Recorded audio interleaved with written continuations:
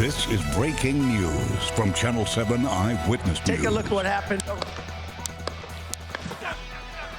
Breaking news, it appears shots have been fired at former President Donald Trump during his campaign rally in Pennsylvania. The shooting happening just a few minutes ago. And good afternoon, I'm David Navarro. And I'm Sandra Bookman. We want to get right to what we know about this attempted assassination. Shots have been fired, we believe, at a campaign rally where former President Trump was addressing a crowd in Butler, Pennsylvania.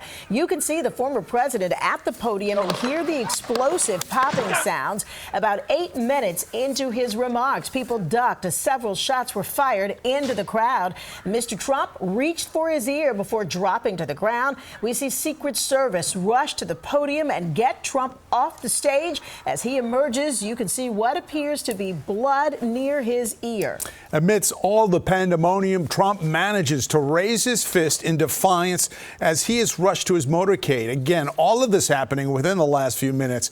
Here are some of the questions we will look to answer. Who is the suspect? What was the motive? And how were they able to get past security measures? As soon as we get answers to those questions and additional details on the shooting itself, we will, of course, let you know. Meanwhile, more breaking news. This is the man accused of raping a 13-year-old girl at a park in Queens. He is now in custody. The disturbing attack left many New Yorkers on edge, and a 4-day search followed until he was caught. Community members were able to recognize the accused rapist from the pictures and description released by the police. They confronted the suspect and held him down until cops arrived. Here's Eyewitness News reporter Jim Dolan with the latest. 25-year-old Christian Ingolandi learned a bit early this morning about rousing the ire of his neighbors.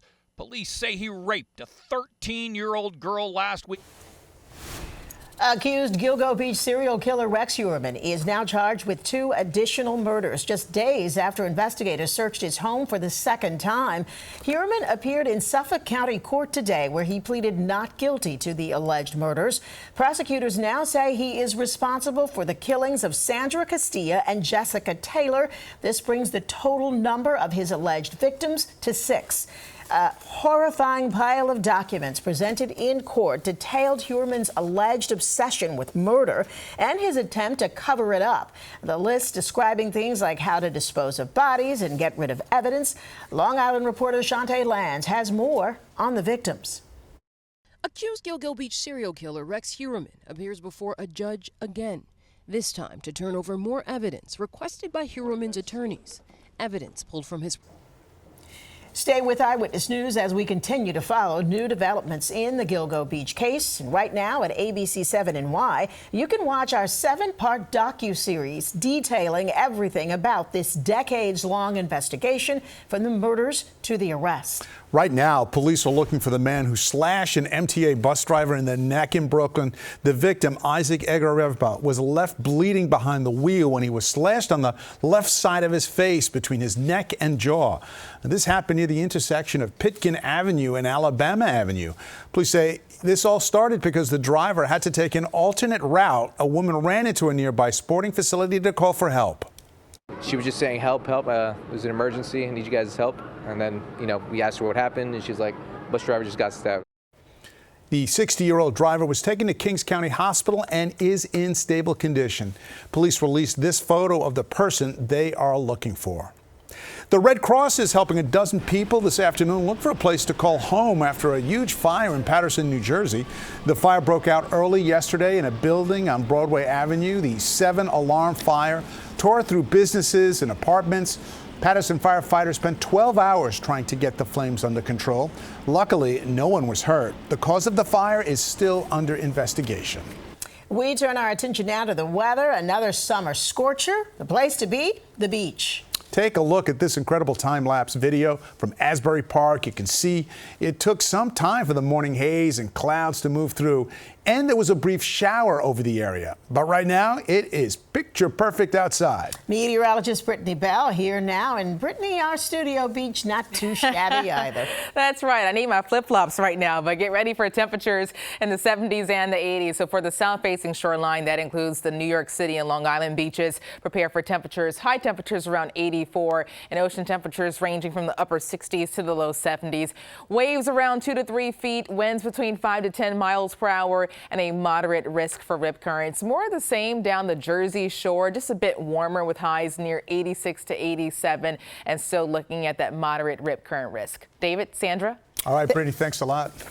New information on that breaking news we've been following. The gunman who shot at former President Trump has now been identified. The FBI says 20-year-old Michael J. Crooks was using an AR-style rifle when he opened fire and grazed the former president's ear. Police returned fire. We now know that the shooter was on a building outside of the security perimeter, but he was positioned only 400 feet from where Mr. Trump was speaking.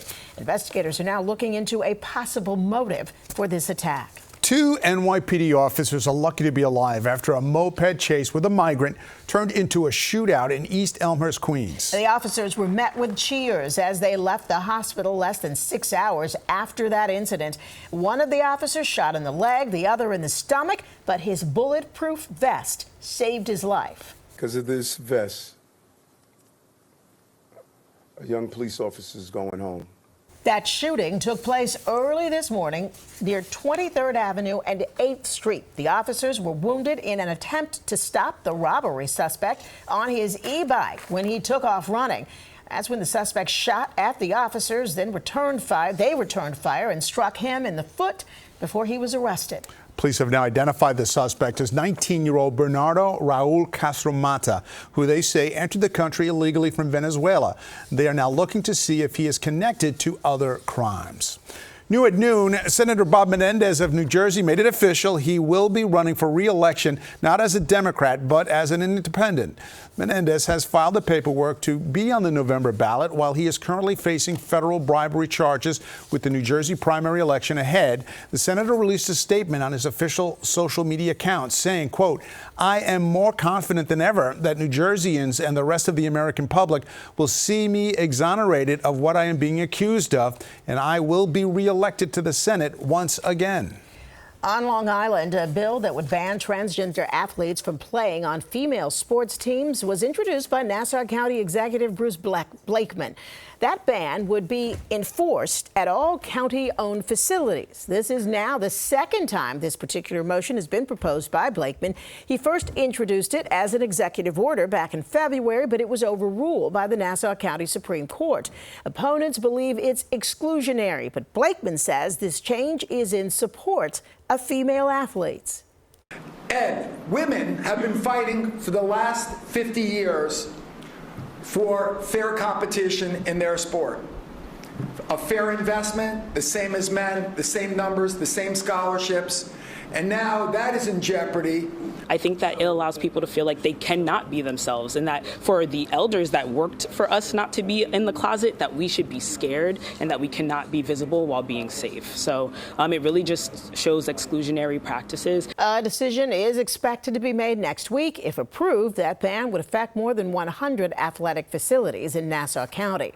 Today, Mayor Adams launched a plan, You're in Luck, to make public restrooms more accessible across all boroughs. The city's Parks and Recreations Department will build 46 new restrooms and renovate 36 existing restrooms over the next 5 years.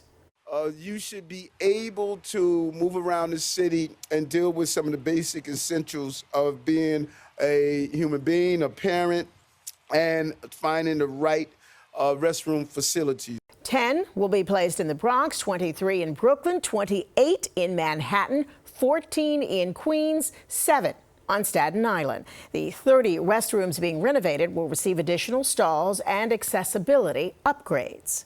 When the NYPD received a call about an injured puppy, they were shocked when they arrived at the scene.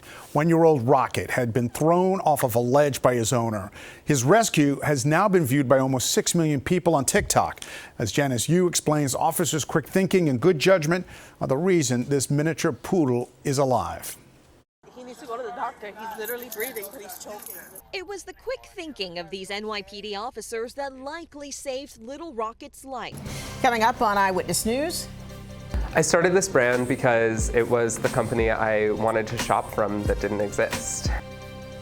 Meet the Brooklyn designer who is reducing waste and redefining style with his genderless brand made of fabric scraps. Also ahead, we are hearing new reaction from President Biden to the assassination attempt of former President Donald Trump. We'll bring it to you.